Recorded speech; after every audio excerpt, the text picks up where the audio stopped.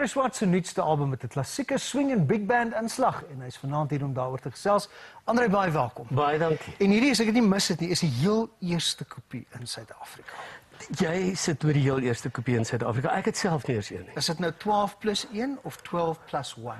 Net soos jy wil. Maar ek dink dis die lekker daarvan. Want ons het so nou besluit, jy weet, of in Afrikaans of in Engels sal hy gelees kan word. Dis wonderlik. Hoekom het jy besluit om swing en big band te doen? Ons ken jou uit musicals, ons ken jou ligte Afrikaanse repertoire. Hoekom nou swing en big band? Wel, ek meen, ken jy een sanger wat dit nie wil doen nie? Ja. Jy weet, en ek dink dit is maar so passie, 'n ding waarmee jy groot geword het, die Sinatra se goed van die wêreld.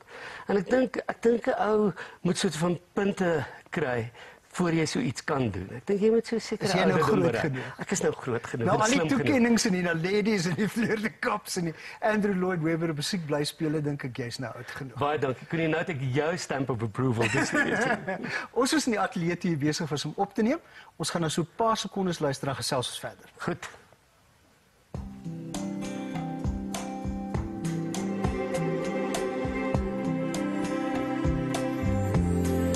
How come you smile more than you frown?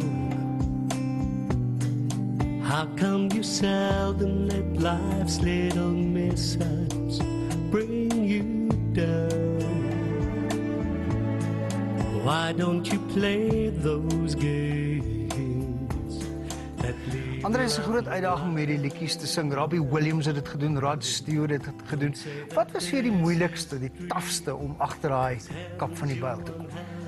Ek dink die belangrikste ding of die moeilikste ding was hoeveel van dit doen jy soort van sonder om te veel veranderings te maak. Ja. Want hoekom gaan jy 'n liedjie wil doen? Ek meen hulle is die wonderlike perfek. liedjies en hulle is perfek. Ja. Die lirieke, die musiek, alles is perfek. So wat wil jy verander, wat wil jy nie verander? Ek dink dit was die belangrikste. En dan wil jy tog jou eie stempel afdruk. Van hoekom doen jy dit dan nou? Jy het met een van die groot kokkedore in Suid-Afrika se musiek gewerk, as musiekregisseur en orkesleier Graham Scott. Ons Ja, het hy is almal saam wonderlik. met hom gewerk. Wonderlike man. Wat was die raad wat hy vir jou gegee het agter die skerms wat ons nie van weet? Wat moet jy doen nie? Ek dink is nogal 'n nice vraag.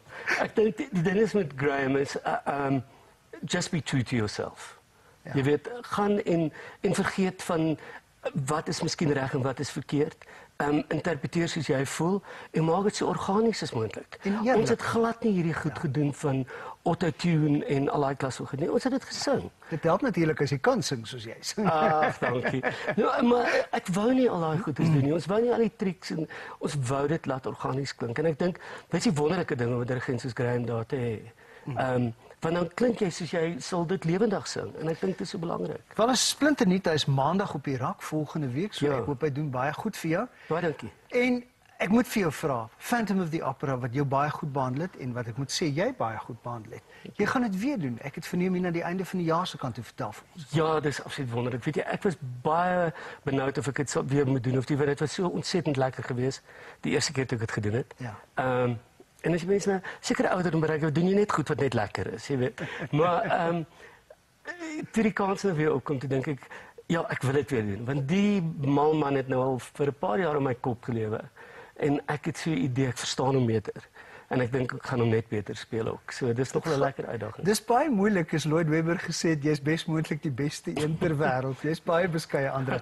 Baie geluk met die album, al jou dinge wat jy doen, die bemarkingswerk wat jy doen, al die musiekerye.